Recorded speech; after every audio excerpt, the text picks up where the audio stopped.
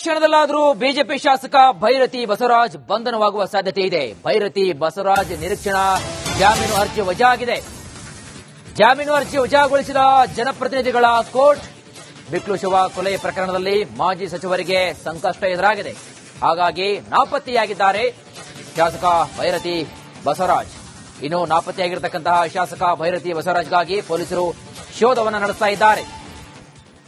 ಬಿಕ್ಲು ಶಿವ ಹತ್ಯೆ ಪ್ರಕರಣಕ್ಕೆ ಸಂಬಂಧಪಟ್ಟಂತೆ ಯಾವುದೇ ಕ್ಷಣದಲ್ಲಾದರೂ ಕೂಡ ಬಿಜೆಪಿ ಶಾಸಕ ಭೈರತಿ ಬಸವರಾಜ್ ಬಂಧನವಾಗುವ ಸಾಧ್ಯತೆ ಇದೆ.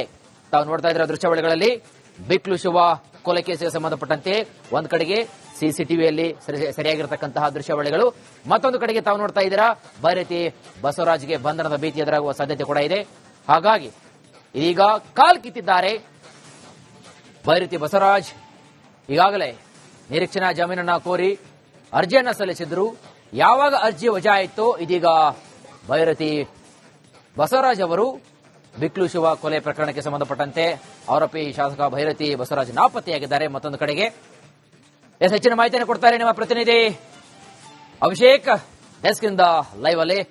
ಅಭಿಷೇಕ್, ಒಂದ್ ಕಡೆಗೆ ಬಿಕ್ಲು ಶಿವ ಹತ್ಯೆ ಪ್ರಕರಣಕ್ಕೆ ಸಂಬಂಧಪಟ್ಟಂತೆ ಭೈರತಿ ಬಸವರಾಜ್ ಅವರು ಒಂದು ಅರ್ಜಿಯನ್ನು ಹಾಕಿದ್ರು. ಇದೀಗ ಯಾವಾಗ ಕೋರ್ಟ್ ಅರ್ಜಿಯನ್ನ ವಜಾ ಮಾಡಿತೋ ಇದೀಗ ಕಾಲ್ ಕಿತ್ತಿದ್ದಾರೆ. ಸೊ ಹಾಗಾಗಿ ಪೊಲೀಸರು ಶೋಧ ಕಾರ್ಯಾಚರಣೆಯನ್ನು ನಡೆಸ್ತಾ ಇದ್ದಾರೆ. ಯಾವಾಗ ಬೇಕಾದ್ರೂ ಕೂಡ ಇಲ್ಲಿ ಅರೆಸ್ಟ್ ಆಗಬಹುದು ಸಾಧ್ಯತೆ ಇದೆ. ಹೆಚ್ಚಿನ ಮಾಹಿತಿಯನ್ನು ಕೊಡ್ತೀರಾ ಅಭಿಷೇಕ್? ಈಗಾಗಲೇ ಏನು ಒಂದು ರೀತಿಯಲ್ಲಿ ಸಿಐಡಿ ಅಧಿಕಾರಿಗಳಿಗೆ ಒಂದು ಪುಷ್ಟಿ ನೀಡುವಂತಹ ಒಂದು ಕೆಲಸ ಅಂತಾನೆ ಹೇಳ್ಬೋದಾಗಿದೆ. ಯಾಕಂದ್ರೆ ಹೈಕೋರ್ಟ್ನಲ್ಲಿ ಜಾಮೀನು ಅರ್ಜಿ ರಿಜೆಕ್ಟ್ ಆಗುತ್ತೆ, ನಂತರ ಜನಪ್ರತಿನಿಧಿಗಳ ಮೇಲೆಯೂ ಕೂಡ ಅಂದ್ರೆ ಅಲ್ಲಿ ಸಾಮಾನ್ಯವಾಗಿ ಸಿಗುತ್ತೆ ಅನ್ನುವಂತಹ ಒಂದು ಭರವಸೆಯಲ್ಲಿ ಜಾಮೀನು ಅರ್ಜಿಯನ್ನು ಸಲ್ಲಿಕೆ ಮಾಡಲಾಗಿತ್ತು. ಆದ್ರೆ ಅಲ್ಲಿ ಯಾವಾಗ ಅಂದ್ರೆ ಬೆಳಗಿಂದಲೂ ಕೂಡ ಸುದೀರ್ಘವಾದಂತಹ ಒಂದು ವಾದವನ್ನ ಮಾಡಿದ್ದು ಸಂದೀಪ್ ಚೌಟ ಅವರು. ನಾವು ಇಲ್ಲಿ ಲುಕೌಟ್ ನೋಟಿಸ್ಗಳನ್ನ ಹೊರಡಿಸಿದಿರಿ ಮತ್ತು ಅವರಿಗೆ ಯಾವುದೇ ರೀತಿಯಾದಂತಹ ನೋಟಿಸ್ ಅನ್ನು ಕೊಟ್ಟಿಲ್ಲ, ವಿಚಾರಣೆ ಕರೆದ್ರೆ ವಿಚಾರಣೆಗೆ ಬರಲ್ಲ ಅನ್ನುವಂತಹ ಒಂದು ಕಾರಣಗಳನ್ನು ಕೂಡ ನೀವು ಕೊಡ್ತಾ ಇದ್ದೀರಾ. ಆದ್ರೆ ನಾವಲ್ಲ, ನಮಗೆ ಇದರ ಬಗ್ಗೆ ಒಂದು ಇಂಟಿಮೇಷನ್ ಕೂಡ ಇಲ್ಲ ಅನ್ನುವಂತಹ ರೀತಿಯಲ್ಲಿ ಸಾಕಷ್ಟು ಒಂದು ವಾದವನ್ನು ಕೂಡ ಮಾಡಿದ್ರು. ಆದ್ರೆ ಇದನ್ನ ಪರಿಗಣನೆಗೆ ತೆಗೆದುಕೊಂಡಂತಹ ಸಂತೋಷ್ ಗಜಾನನ ಭಟ್ ನ್ಯಾಯಮೂರ್ತಿ ಎಂದರೆ ಅವರು ಎರಡೂ ಕಡೆ ಒಂದು ವಾದವನ್ನು ಆಲಿಸಿದ್ರು. ಇಲ್ಲಿ ಲಕ್ಷ್ಮಣ್ ಏನಿದ್ದಾರೆ ಅವರು ಒಂದಷ್ಟು ವಾದವನ್ನು ಕೂಡ ಮಾಡಿರುವಂತದ್ದು ಅಶೋಕ್ ನಾಯ್ಕ ಅನ್ನುವಂತಹ ವಕೀಲರು. ಈಗಾಗಲೇ ಅವರು ಕೂಡ ಪ್ರಬಲವಾದಂತಹ ಇದನ್ನು ಮಾಡಿದ್ರು. ಅಂದ್ರೆ ನಾವು ಯಾವುದೇ ರೀತಿಯಾದಂತಹ ಸುಳ್ಳು ವಿಚಾರಗಳಿಗಾಗಿ ಅವರನ್ನು ಕರೆಸ್ತಾ ಇಲ್ಲ. ಇದು ಒಂದು ಮರ್ಡರ್ ಕೇಸ್ ಆಗಿರುವಂತಹ ಕಾರಣದಿಂದಾಗಿ ಅದು ಕೂಡ ಕ್ರಿಮಿನಲ್ ಕಾನ್ಸ್ಪಿರಸಿಯಲ್ಲಿ ಬಸವರಾಜು ಅವರ ಇರುವಿಕೆಗಳು ನಮಗೆ ಸಾಕ್ಷಿಗಳ ಮುಖಾಂತರ ಗೊತ್ತಾಗ್ತಾ ಇದೆ. ಹೀಗಾಗಿ ಅವರ ಪಾರ್ಟ್ ಆಫ್ ಇನ್ವೆಸ್ಟಿಗೇಷನ್ ಏನಿದೆ ಅದನ್ನ ಮಾಡಲೇಬೇಕಾಗಿದೆ. ಇದು ಹೀಗಾಗಿ ಪೆಂಡಿಂಗ್ ಇದ್ದಾರೆ. ಅಂದ್ರೆ 5 ತಿಂಗಳಿನಿಂದ ಈ ಒಂದು ಕೇಸ್ ಪೆಂಡಿಂಗ್ ಇರುವಂತಹ ಒಂದು ಕಾರಣದಿಂದಾಗಿ ಚಾರ್ಜ್ ಶೀಟ್ ಕೂಡ ಸಬ್ಮಿಟ್ ಮಾಡಬೇಕಾಗಿದೆ. ಅಂದ್ರೆ ಈಗಾಗಲೇ ಪ್ರಿಲಿಮಿನರಿ ಒಂದು ಚಾರ್ಜ್ ಶೀಟ್ ಅನ್ನು ಸಬ್ಮಿಟ್ ಮಾಡಲಾಗಿದೆ. ಸಂಪೂರ್ಣವಾದಂತಹ ಒಂದು ಚಾರ್ಜ್ ಶೀಟ್ ಅನ್ನು ಸಬ್ಮಿಟ್ ಮಾಡಬೇಕು ಅಂತ ಹೇಳಿದ್ರೆ ಭೈರತಿ ಬಸವರಾಜ್ ಅವರ ಸ್ಟೇಟ್ಮೆಂಟ್ಗಳು ಬೇಕಾಗುತ್ತೆ. ಅದು ಅಲ್ಲದೆ ಅವರನ್ನು ವಶಕ್ಕೆ ಪಡೆಯುವುದು ಬಿಡುವುದು ಐಒ ಯಾರಿದ್ದಾರೆ ಅವರಿಗೆ ಬಿಟ್ಟಂತಹ ಒಂದು ವಿಚಾರ ಆಗಿರುವಂತದ್ದು. ಹೀಗಾಗಿ ಮೊದಲು ಅವರನ್ನು ಕರೆತಂದು ನಮ್ಮ ಮುಂದೆ ನಿಲ್ಲಿಸಿ ನಾವು ಅವರನ್ನು ವಿಚಾರಣೆ ಮಾಡ್ತೀವಿ. ಬಂಧನದ ಬೇಕಾದಂತಹ ಏನಾದರೂ ಅಂಶಗಳು ಇದ್ದಂತಹ ಸಂದರ್ಭದಲ್ಲಿ ಸಹಜವಾಗಿಯೇ ಕಾನೂನು ಮುಖಾಂತರ ಯಾವ ಪ್ರಕ್ರಿಯೆಗಳನ್ನು ಮಾಡಬೇಕು ಅದನ್ನೆಲ್ಲ ನಾವು ಮಾಡೇ ಮಾಡ್ತೀವಿ ಅನ್ನುವಂತಹ ರೀತಿಯಲ್ಲಿ ಒಂದು ವಾದವನ್ನು ಕೂಡ ಮಾಡಿದ್ರು. ಅದೇ ರೀತಿಯಾಗಿ ಅವರು ಇಲ್ಲಿಯವರೆಗೂ ಒಬ್ಬ ಜನಪ್ರತಿನಿಧಿಯಾಗಿ ಇಲ್ಲಿಯವರೆಗೂ ತಲೆಮರೆಸಿಕೊಂಡಿದ್ದು ಯಾಕೆ ಅನ್ನುವಂತಹ ಒಂದು ಪ್ರಶ್ನೆಗಳನ್ನು ಕೂಡ ಮಾಡಿದ್ರು. ಅಂದ್ರೆ ಅವರು ತಪ್ಪು ಮಾಡಿಲ್ಲ ಅಂತ ಆದ್ರೆ ಅವರು ಸಿಐಡಿ ಅಧಿಕಾರಿಗಳ ಮುಂದೆ ಬರಬಹುದಾಗಿತ್ತು. ಈ ರೀತಿಯಾದಂತಹ ಹೇಳಿಕೆ ಅಂದ್ರೆ ಸ್ಪಷ್ಟನೆಯನ್ನು ಕೊಡಬಹುದಾಗಿತ್ತು. ಅದಕ್ಕೆ ಬೇಕಾದಂತಹ ಒಂದಷ್ಟು ಎವಿಡೆನ್ಸ್ ಗಳನ್ನ ಕೊಟ್ಟಂತಹ ಸಂದರ್ಭದಲ್ಲಿ ಸಹಜವಾಗಿಯೇ ಈ ಒಂದು ಪ್ರಕರಣದಲ್ಲಿ ಅವರನ್ನ ಫಿಟ್ ಇದು ಮಾಡೋದಕ್ಕೆ ಸಾಧ್ಯ ಆಗೋದಿಲ್ಲ. ಆದ್ರೆ ಇವರು ಸ್ವಯಂಕೃತ ಅವರೇ ಅಂದ್ಕೊಂಡಿದ್ದಾರೆ. ಸಿಐಡಿ ಅಧಿಕಾರಿ ಕಚೇರಿಗೆ ಹೋದಂತಹ ಸಂದರ್ಭದಲ್ಲಿ ಸಹಜವಾಗಿ ನಮ್ಮನ್ನ ಬಂಧನ ಮಾಡಲಾಗುತ್ತೆ. ಹೀಗಾಗಿ ಅವರು ಇದನ್ನ ಅಪ್ಸ್ಕ್ಯಾಂಡಿಂಗ್ ಆಗಿರುವಂತದ್ದು. ಹೀಗಾಗಿ ಸದ್ಯದ ಮಟ್ಟಿಗೆ ಜಾಮೀನು ನಿರಾಕರಣೆ ಆಗಿದೆ. ಸುಮಾರು 2 ರಿಂದ 3 ಗಂಟೆಗಳ ಕಾಲ ಸುದೀರ್ಘವಾದಂತಹ ಒಂದು ಪ್ರತಿವಾದವನ್ನು ಮಾಡಿದಂತಹ ಸಂದರ್ಭದಲ್ಲಿ ಈ ಎರಡೂ ಪಕ್ಷದ ಒಂದು ಆಲಿಕೆಯನ್ನು ನೋಡಿ ಮತ್ತೆ ಕಾನೂನು ಮುಖಾಂತರ ಇವರಿಗೆ ಜಾಮೀನು ನೀಡಬೇಕಾ ಬೇಡವಾ ಅನ್ನುವಂಥದ್ದು ಕೂಡ ಪರಿಶೀಲನೆ ನಡೆಸಿತು. ಅದೆಲ್ಲದಕ್ಕಿಂತ ಹೆಚ್ಚಾಗಿ ಹೈಕೋರ್ಟ್ ಸುಖಾಸುಮ್ಮನೆ ಜಾಮೀನನ್ನ ರಿಜೆಕ್ಟ್ ಮಾಡೋದಿಲ್ಲ ಮತ್ತು ಅದನ್ನ ಪರಿಶೀಲನೆ ನಡೆಸುತ್ತೆ. ಅದಕ್ಕೆ ಬೇಕಾದಂತಹ ಸಿಐಡಿ ಅಧಿಕಾರಿಗಳು ಎಷ್ಟು ಸಾಕ್ಷಿಗಳನ್ನು ಕೊಡಬೇಕು ಕೋರ್ಟ್ಗೆ ಆ ಸಾಕ್ಷಿಗಳನ್ನ ಸಲ್ಲಿಕೆಯನ್ನ ಮಾಡಿದ್ದಾರೆ. ಆ ಸಲ್ಲಿಕೆ ಮಾಡಿದಂತಹ ಇದರಲ್ಲಿ ಟೆಕ್ನಿಕಲ್ ಎವಿಡೆನ್ಸ್ ಗಳಾಗಿರಬಹುದು, ವಾಯ್ಸ್ ರೆಕಾರ್ಡ್ಗಳಾಗಿರಬಹುದು, ಮತ್ತು ಜಗ್ಗ ಅಲಿಯಸ್ ಏನಿದ್ದಾನೆ ಆತನ ಜೊತೆ ಇರುವಂತಹ ಒಂದಷ್ಟು ಲಿಂಕ್ಗಳು ಅಂದ್ರೆ ಸಹಜವಾಗಿ ಸಿಡಿಆರ್ ರಿಪೋರ್ಟ್ಗಳನ್ನು ತೆಗೆದುಕೊಳ್ಳಲಾಗುತ್ತೆ. ಅಂದಿನ ದಿನ ಬಿಕ್ಲು ಶಿವ ಕೊಲೆ ಪ್ರಕರಣದಲ್ಲಿ ಕೊಲೆ ಆದಂತಹ ಸಂದರ್ಭದಲ್ಲಿ ಕೂಡ ಕಾಂಟ್ಯಾಕ್ಟ್ ನಲ್ಲಿ ಇದ್ರು ಅನ್ನೋದಕ್ಕೆ ಸಿಡಿಆರ್ ರಿಪೋರ್ಟ್ಗಳೇನಿದೆ ಆ ರಿಪೋರ್ಟ್ಗಳು ಕೂಡ ಸಾಕ್ಷಿಯಾಗಿರುವಂತದ್ದು. ಇದರಲ್ಲಿ ಇಷ್ಟೆಲ್ಲ ಸಾಕ್ಷಿ ಇದ್ದು ಕೂಡ ಅವರು ವಿಚಾರಣೆಗೆ ಬರಲಿಲ್ಲ ಅಂತ ಹೇಳಿದ್ರೆ ಅದು ಸಹಜವಾಗಿಯೇ ಕಾನೂನನ್ನ ಉಲ್ಲಂಘನೆ ಮಾಡುವಂತದ್ದು. ಅದು ಕೂಡ ಒಬ್ಬ ಜನಪ್ರತಿನಿಧಿ ಈ ರೀತಿಯಾದಂತಹ ಒಂದು ಕೆಲಸವನ್ನು ಮಾಡಿದ್ರೆ ಸಹಜವಾಗಿ ಉಳಿದಂತಹ ಜನರಿಗೆ ಈ ರೀತಿಯಾದಂತಹ ಅಂದ್ರೆ ಮಾದರಿಯಾಗಬಹುದು. ಹೀಗಾಗಿ ಅವರು ಸಿಐಡಿ ಕಚೇರಿಗೆ ಬರಲಿ, ಕಚೇರಿಗೆ ಬಂದು ತಮ್ಮ ಒಂದು ಸ್ಪಷ್ಟನೆ ಏನಿದೆ ಅದನ್ನ ಕೊಟ್ಟು ಮುಂದೆ ಯಾವ ರೀತಿ ಕಾನೂನು ಕ್ರಮವನ್ನು ಕೈಗೊಳ್ತಾರೆ ಅಂದ್ರೆ ಅವರ ಪರವಾಗಿ ಜಾಮೀನು ಹಾಕುವಂತಹ ವಿಚಾರಗಳಾಗಿರಬಹುದು, ಎಫ್ಐಆರ್ ರದ್ದು ಮಾಡುವಂತಹ ಒಂದು ವಿಚಾರಗಳಾಗಿರಬಹುದು, ಅದೆಲ್ಲವನ್ನು ಕೂಡ ಅವರ ವರ್ಷನ್ ಅವರ ಹಕ್ಕು ಅದನ್ನ ಮಾಡಿಕೊಳ್ಳಿ. ಆದ್ರೆ ನಮಗೆ ಬೇಕಾದಂತಹ ಸ್ಟೇಟ್ಮೆಂಟ್ಗಳೇನಿದೆ ಮತ್ತೆ ಕೆಲವೊಂದು ಸ್ಪಷ್ಟನೆಗಳೇನಿದೆ ಆ ಸ್ಪಷ್ಟನೆಗಳನ್ನ ಅವರು ಕೊಡಲೇಬೇಕಾಗಿದೆ. ಯಾಕಂದ್ರೆ ಕ್ರಿಮಿನಲ್ ಕಾನ್ಸ್ಪಿರಸಿಲಿ ಅವರು ಕೂಡ ಬಹು ಮುಖ್ಯವಾದಂತಹ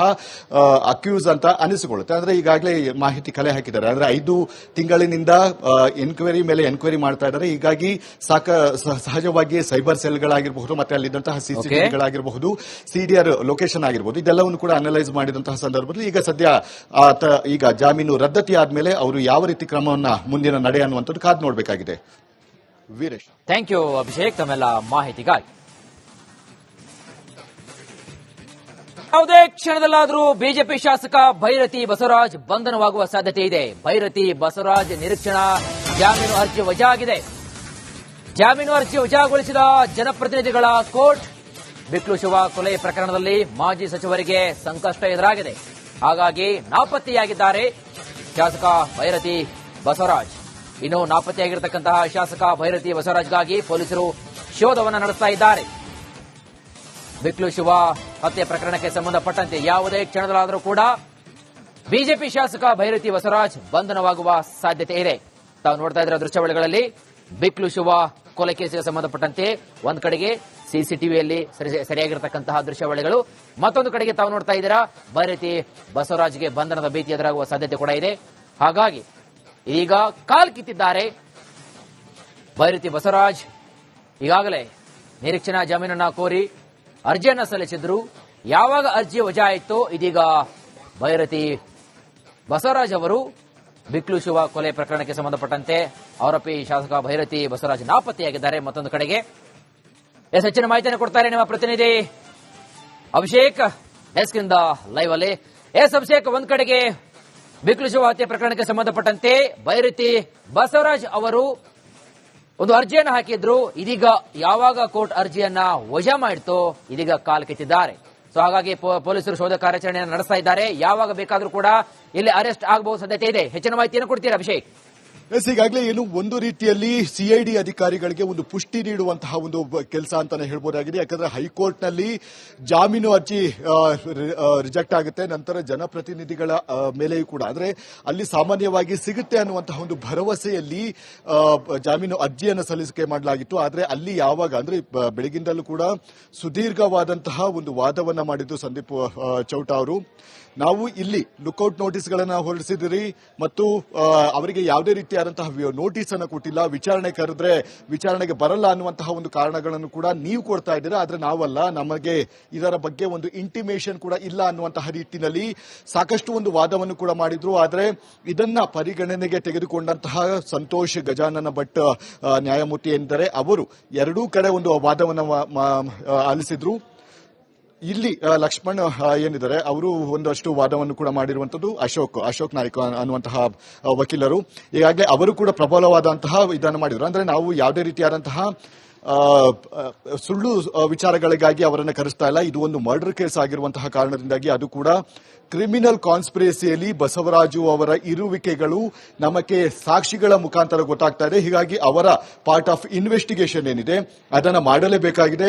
ಇದು ಹೀಗಾಗಿ ಪೆಂಡಿಂಗ್ ಇದ್ದಾರೆ. ಅಂದ್ರೆ 5 ತಿಂಗಳಿನಿಂದ ಈ ಒಂದು ಕೇಸ್ ಪೆಂಡಿಂಗ್ ಇರುವಂತಹ ಒಂದು ಕಾರಣದಿಂದಾಗಿ ಚಾರ್ಜ್ ಶೀಟ್ ಕೂಡ ಸಬ್ಮಿಟ್ ಮಾಡಬೇಕಾಗಿದೆ. ಅಂದ್ರೆ ಈಗಾಗಲೇ ಪ್ರಿಲಿಮಿನರಿ ಒಂದು ಚಾರ್ಜ್ ಶೀಟ್ ಅನ್ನು ಸಬ್ಮಿಟ್ ಮಾಡಲಾಗಿದೆ. ಸಂಪೂರ್ಣವಾದಂತಹ ಒಂದು ಚಾರ್ಜ್ ಶೀಟ್ ಅನ್ನು ಸಬ್ಮಿಟ್ ಮಾಡಬೇಕು ಅಂತ ಹೇಳಿದ್ರೆ ಭೈರತಿ ಬಸವರಾಜ್ ಅವರ ಸ್ಟೇಟ್ಮೆಂಟ್ಗಳು ಬೇಕಾಗುತ್ತೆ.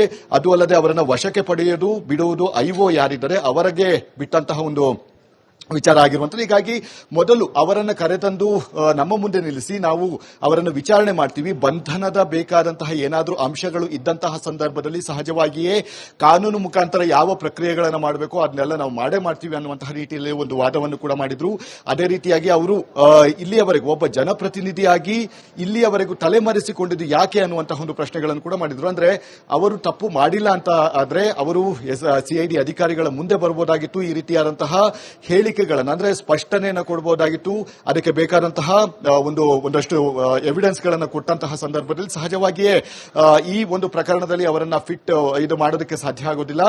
ಆದ್ರೆ ಇವರು ಸ್ವಯಂಕೃತ ಅವರೇ ಅನ್ಕೊಂಡಿದ್ದಾರೆ. ಸಿಐಡಿ ಅಧಿಕಾರಿ ಕಚೇರಿಗೆ ಹೋದಂತಹ ಸಂದರ್ಭದಲ್ಲಿ ಸಹಜವಾಗಿ ನಮ್ಮನ್ನ ಬಂಧನ ಮಾಡಲಾಗುತ್ತೆ. ಹೀಗಾಗಿ ಅವರು ಇದನ್ನ ಅಪ್ಸ್ಟ್ಯಾಂಡಿಂಗ್ ಆಗಿರುವಂತದ್ದು. ಹೀಗಾಗಿ ಸದ್ಯದ ಮಟ್ಟಿಗೆ ಜಾಮೀನು ನಿರಾಕರಣೆ ಆಗಿದೆ. ಸುಮಾರು 2 ರಿಂದ 3 ಗಂಟೆಗಳ ಕಾಲ ಸುದೀರ್ಘವಾದಂತಹ ಒಂದು ಪ್ರತಿವಾದವನ್ನು ಮಾಡಿದಂತಹ ಸಂದರ್ಭದಲ್ಲಿ ಈ ಎರಡೂ ಪಕ್ಷದ ಒಂದು ಆಲಿಕೆಯನ್ನು ನೋಡಿ ಮತ್ತೆ ಕಾನೂನು ಮುಖಾಂತರ ಇವರಿಗೆ ಜಾಮೀನು ನೀಡಬೇಕಾ ಬೇಡವಾ ಅನ್ನುವಂಥದ್ದು ಕೂಡ ಪರಿಶೀಲನೆ ನಡೆಸಿತು. ಅದೆಲ್ಲದಕ್ಕಿಂತ ಹೆಚ್ಚಾಗಿ ಹೈಕೋರ್ಟ್ ಸುಖಾಸುಮ್ಮನೆ ಜಾಮೀನನ್ನು ರಿಜೆಕ್ಟ್ ಮಾಡೋದಿಲ್ಲ ಮತ್ತು ಅದನ್ನ ಪರಿಶೀಲನೆ ನಡೆಸುತ್ತೆ. ಅದಕ್ಕೆ ಬೇಕಾದಂತಹ ಸಿಐಡಿ ಅಧಿಕಾರಿಗಳು ಎಷ್ಟು ಸಾಕ್ಷಿಗಳನ್ನು ಕೊಡಬೇಕು ಕೋರ್ಟ್ಗೆ, ಆ ಸಾಕ್ಷಿಗಳನ್ನ ಸಲ್ಲಿಕೆಯನ್ನ ಮಾಡಿದ್ದಾರೆ.